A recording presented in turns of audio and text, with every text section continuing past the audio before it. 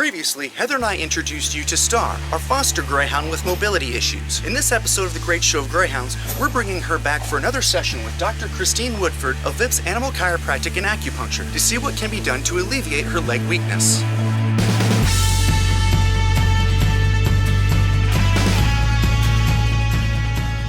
Hi, my name is Dr. Christine Woodford. I'm a veterinarian and I'm certified in animal chiropractic and acupuncture. So this is Star. How old is Star? Star is 5. And so this is our third time treating her. So when we got Star, she was so weak she couldn't get up. We had to lift her up, set her on her feet. She would sometimes walk, sometimes not, and then fall back over. Kind of got some meat on her. She was real skinny and noticed that she was still real weak in her back end. She also would drag the back of her feet so that they would start bleeding if she walked on concrete too long. I remember we were checking like her proprioception when we first started. It's still slow. It's still not, yeah. So since our first appointment, she now doesn't drag her feet at all when we're walking, so we can take walks with her. She is able to go up and down our stairs, which she couldn't go up and down the stairs at all. She would fall down them, actually, we found out. She's getting up on her own, running around our backyard playing with the rest of the dogs, which is awesome. She has such a fun time. She's just made amazing strides.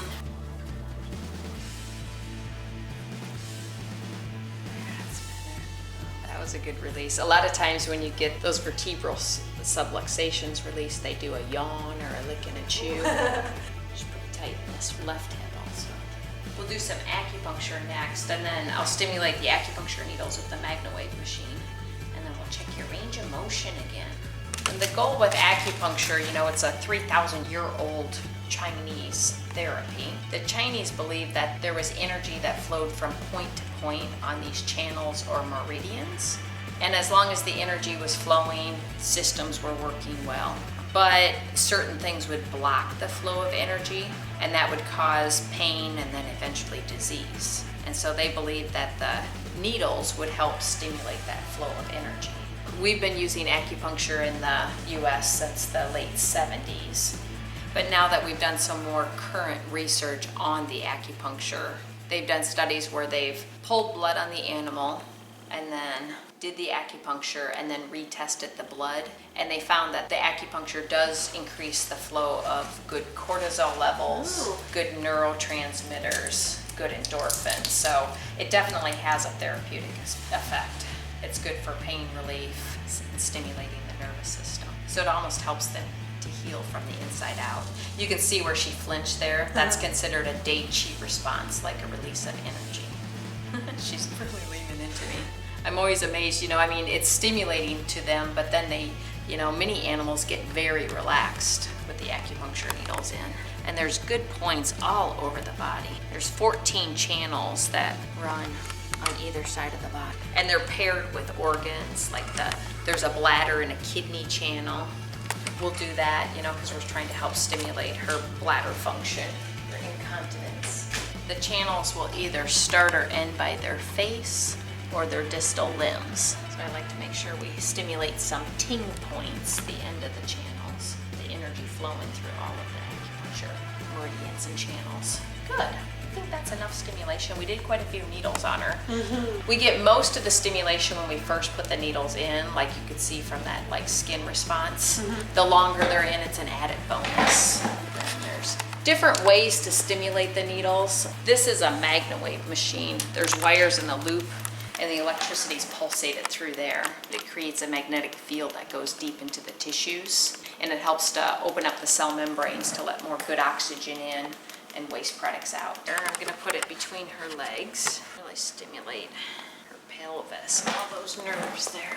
You can really see the muscles pulsating there. This I find works really well with dogs, you know, that are sore like in the hips, pelvis, low back. Whew.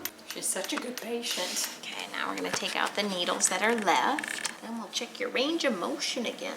Check your shoulders. Ooh, did you hear that shoulder pop? I sure did. Wow. That audible is the air escaping from the joint spaces. We don't always get that. I'm always amazed after feeling them that acupuncture really helps to release like the tight muscles. It helps them to be looser. Can we check your proprioception in your hind legs? You're Look at that. So much faster that she's like, nope. Yes. Oh, very good. You know where Nice. that hind leg is, don't you? Let me check this one. Yes. Oh, much better. Look at that nervous system is working better, isn't it? Good job. I'm really happy with the quicker response that she had there. You know, when we first got her, she would walk and she would drag her back like so bad that she would be walking on the toes. Wow. And that's So- what she had sores on her toes too, didn't she? That's so much better. She was so stuck on the right side of her neck. Star has completed several sessions here, and each time we notice improvement. Though, without an MRI scan to identify what is causing the issue, Christine is only able to offer maintenance. A cure still remains out of reach. In the next episode of The Greyt Show, an organization called Critter Crusaders is going to take Star up to the University of Madison, Wisconsin, where she can finally get that MRI and get sorted out once and for all. A link to that episode as well as the previous can be found over here. Down below you can find a link to subscribe to this YouTube channel. You can also find The Greyt Show and Vips on social media. I also have a link to their website in this video's description. Thank you very much for watching. Have a great day.